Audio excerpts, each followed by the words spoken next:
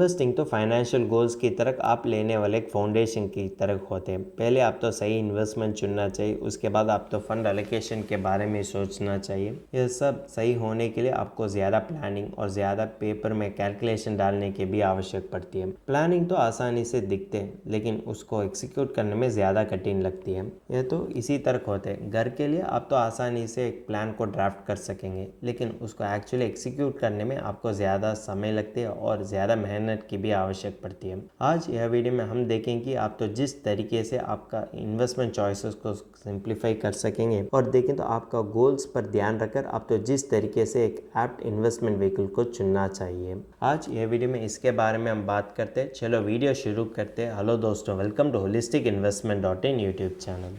जिस तरीके से बहुत ज़्यादा mutual fund options investor choice को अफेक्ट कर सकेंगे। अगर आप एक ब्रेकफास्ट सीरियल खरीदने के लिए एक सुपरमार्केट के अंदर जाते हैं और सुपरमार्केट के अंदर जाने के बाद आपको पता चलता है कि आपके लिए ज़्यादा फ्लेवर्स होते हैं।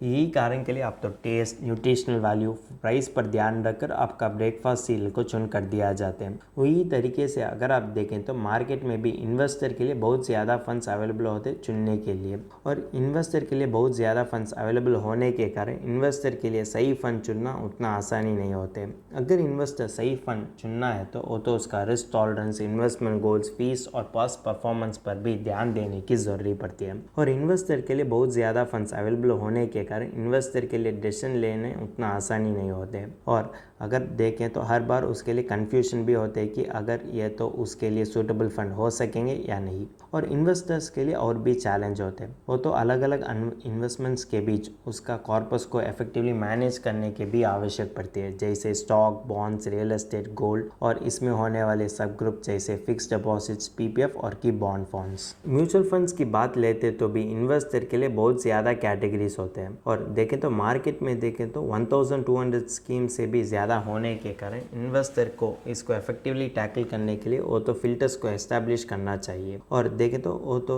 शुरुआत में ही एक इफेक्टिव इन्वेस्टमेंट डिसीजन लेने के बारे में सोचना चाहिए। और जब वो तो फिल्टर्स अप्लाई कर दिया जाते तो उसके लिए इफेक्टिव इन्वेस्टमेंट डिसीजन मेकिंग करना आसानी पड़ती है। और इन्वेस्टर तो फाइनेंशियल कॉन्सेप्ट्स के बारे में भी ध्यान देने की ज़रूरी पड़ती है, जिसके वजह से ही वो तो इफेक्टिव इन्वेस्टमेंट डिसीजन ले सकेंगे।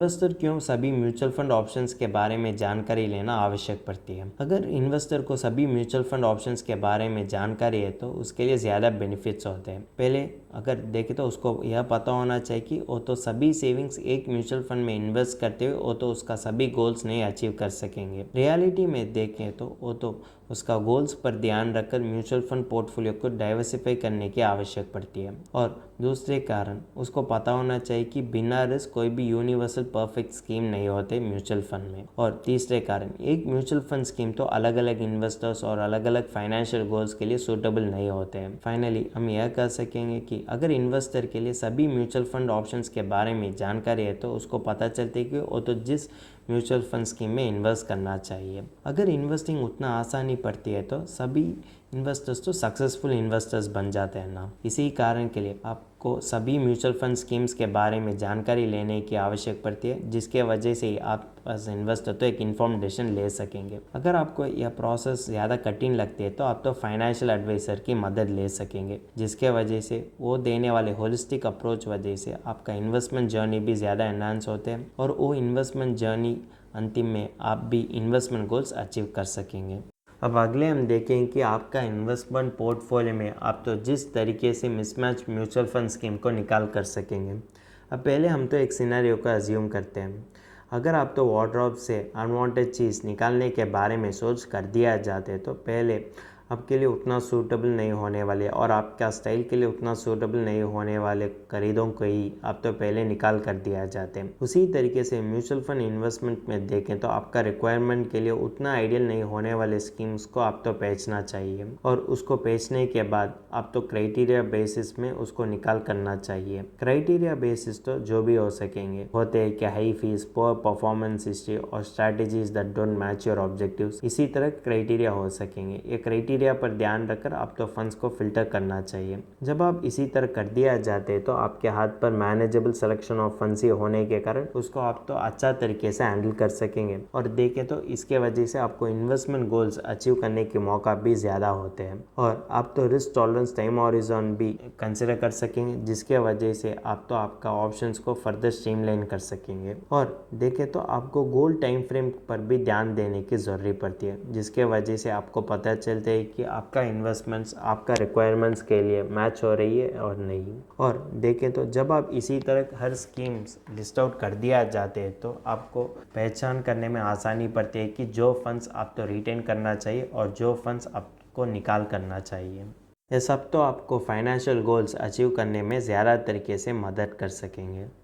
इफेक्टिव फाइनेंशियल प्लानिंग के लिए आपको 3 टाइमलाइन ऑफ इन्वेस्टमेंट गोल्स के बारे में भी जानकारी लेने की ज़रूरत पड़ती है। और देखें तो आप तो आपका कॉर्पस तो या टाइमलाइन पर निर्भर होते हुए इन्वेस्ट करना चाहिए। पहले होते हैं कि शॉर्ट टर्म गोल्स। इसमें देखें तो आप जो भी गोल्स 3 साल से पहले अचीव करने के बारे में सोचते हैं, यह सब तो शॉर्ट टर्म गोल्स होते हैं। पहले उदाहरण होते हैं कि वैकेशन और कि गाड़ी को खरीदना, यह सब तो शॉर्ट टर्म गोल्स होते हैं। अगले होते हैं कि मीडियम टर्म गोल्स। अब जो भी गोल्स 3 से 7 साल तक अचीव करने के बारे में सोचते हैं, ये सब तो मीडियम टर्म गोल्स होते हैं। उदाहरण होते हैं कि आप खरीदने वाले घर के लिए आप तो डाउन पेमेंट अक्यूमुलेट करना, और देखें तो नए बिजनेस शुरुआत करने के लिए आप तो कॉर्पस अक्यूमुलेट करना, ये सब तो मीडियम टर्म गोल्स होते हैं। अगले होते हैं कि लॉन्ग टर्म गोल्स। इसमें देखें तो इन्वेस्टर के लिए जो भी गोल्स होते हैं 7 साल होने के बाद, यह सब तो लॉन्ग टर्म गोल्स होते हैं। हो सकते हैं कि रिटायरमेंट प्लानिंग और बच्चों शिक्षा के लिए वो अक्यूमुलेट करने वाले कॉर्पस। इसी कारण के लिए इन्वेस्टर तो टाइम फ्रेम पर ज़्यादा ध्यान देते हुए वो इन्वेस्टमेंट प्रोडक्ट को चुनना चाहिए, पोटेंशियल रिटर्न पर नहीं। और देखें तो अगर इन्वेस्टर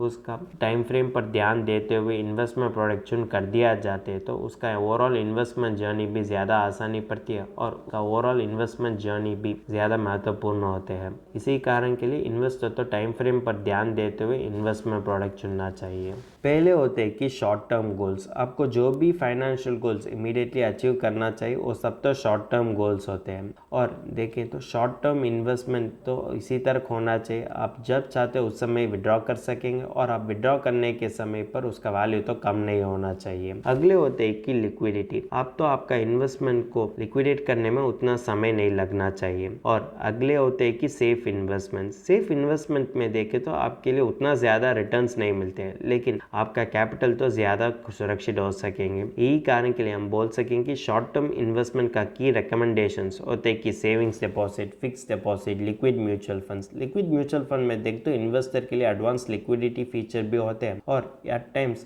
तो बैंक एफडी से भी ज़्यादा रिटर्न दे सकेंगे। यही कारण के लिए हम बोल सकेंगे कि लिक्विड फंड्स तो इन्वेस्टर का शॉर्ट टर्म नीड्स के लिए एक आइडियल चॉइस हो सकेंगे। अगर इन्वेस्टर का फाइनेंशियल गोल्स का टाइम फ्रेम 2 साल से भी कम है तो वो तो मनी मार्केट फंड में भी इन्वेस्ट कर सकेंगे। अगर वो तो 2 साल से भी ज़्यादा है तो वो तो बैंकिंग और पीएसयू फंड्स में भी इन्वेस्ट कर सकेंगे। और इसका ऑल्टरनेट ऑप्शन होता है कि टारगेट मैच्योरिटी फंड्स। लेकिन जब investor target maturity funds invest करने के बारे में सोच कर दिया जाते तो उस इन्वेस्टर के लिए उसका परफॉर्मेंस और फीचर के बारे में भी जानकारी होना चाहिए। अब अगले हम मीडियम टर्म गोल्स के बारे में बात करते हैं। जो भी गोल्स इन्वेस्टर तो 3 से 7 साल से पहले अचीव करने के बारे में सोच कर दिया जाते हैं वो सब तो मीडियम टर्म गोल्स होते हैं। और वो मीडियम टर्म गोल्स में देख तो इन्वेस्टर के लिए लार्जर फाइनेंशियल ऑब्जेक्टिव भी होते हैं। यही कारण के लिए हम यह कह सकें कि मीडियम टर्म इन्वेस्टमेंट में देखें तो इन्वेस्टर के लिए शॉर्ट टर्म इन्वेस्टमेंट से भी ज़्यादा अच्छा रिटर्न्स कमाने की मौका होना चाहिए। और मीडियम टर्म इन्वेस्टमेंट में देखें तो वो तो समय से समय इन्वेस्टर के लिए ज़्यादा अच्छा रिटर्न्स दे सकेंगे। और जब इन्वेस्टर मीडियम टर्म इन्वेस्टमेंट बनने के बारे में सोच कर दिया जाते हैं तो वो तो डाइवर्सिफिकेशन पर भी ध्यान देने की ज़रूरत पड़ती है। वो तो अलग अलग एसेट्स में इन्वेस्ट करते हुए डाइवर्सिफाई कर सकेंगे। और मीडियम टर्म इन्वेस्टमेंट करने वाले इन्वेस्टर्स के लिए और भी फ्लेक्सिबिलिटी होते हैं। वो तो जब चाहते हो वो तो गोल डेडलाइन से पहले वो सभी फंड्स को विड्रॉ कर सकेंगे। और रिकमेंडेड मीडियम टर्म इन्वेस्टमेंट होते हैं कि बैंकिंग और कि पीएसयू फंड। वो तो बैंक एफडी से भी ज़्यादा सुरक्षित दे सकेंगे। और देखें तो आपको जो भी गोल्स 5 साल से पहले अचीव करने के लिए ये तो ज़्यादा आइडियल चॉइस होते हैं।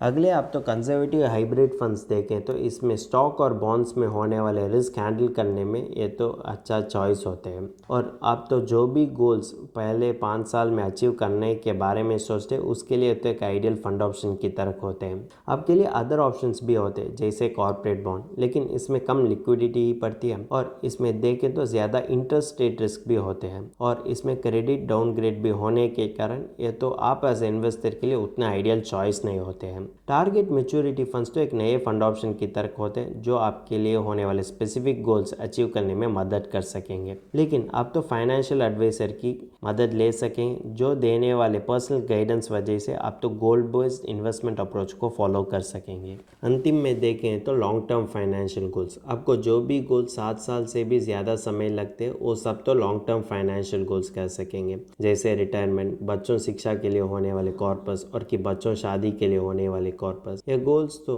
आप तो अब नहीं अचीव कर दिया जाते, लेकिन आप तो ज़्यादा समय के बाद ही अचीव करने के कारण ये सब तो लॉन्ग टर्म फाइनेंशियल गोल्स होते हैं। और वो long term financial goals achieve करने के लिए आपको चाहिए कि लॉन्ग टर्म इन्वेस्टमेंट स्ट्रैटेजी, जिसके वजह से वो सब्सटैंशियल कॉर्पस तो आप तो बना कर सकेंगे। अब हम देखेंगे कि लॉन्ग टर्म इन्वेस्टमेंट की क्या फ़ायदा होते हैं। पहले होते हैं कि कॉम्पाउंडिंग रिटर्न, आप तो स्टॉक्स और बॉन्ड्स में इन्वेस्ट कर दिया जाते हैं तो वो तो समय से समय ही आपके लिए रिटर्न्स को जनरेट कर सकेंगे। और देखें तो जब वो तो समय से समय आपको रिटर्न्स जनरेट कर दिया जाते हैं तो आप तो कॉम्पाउंडिंग वजह से आपका ग्रोथ रेट भी ज़्यादा अच्छा हो सकेंगे। अगले होते हैं कि इसमें होने वाले ग्रोथ पोटेंशियल। इतिहास में देखें तो लॉन्ग टर्म इन्वेस्टमेंट जैसे स्टॉक तो इन्वेस्टर के लिए शॉर्ट टर्म और कि मीडियम टर्म इन्वेस्टमेंट से भी ज़्यादा अच्छा रिटर्न्स कमाने की मौका दे दिया जाते हैं, शॉर्ट टर्म वॉलेटिलिटी होने के बावजूद भी। अगले होते हैं कि inflation protection. Long term investment में देखें तो इन्वेस्टर के लिए उसका long term financial goals achieve करने के लिए ज़्यादा मदद कर दिया जाते हैं। कारण होते हैं कि ये देने वाले लॉन्ग टर्म रिटर्न्स तो इन्फ्लेशन से भी ज़्यादा होने के कारण वो इन्वेस्टर के लिए long term financial goals achieve करने की मौका तो ज़्यादा होते हैं। इसके वजह से समय से समय उसका परचेसिंग पावर भी रिटेन होते हैं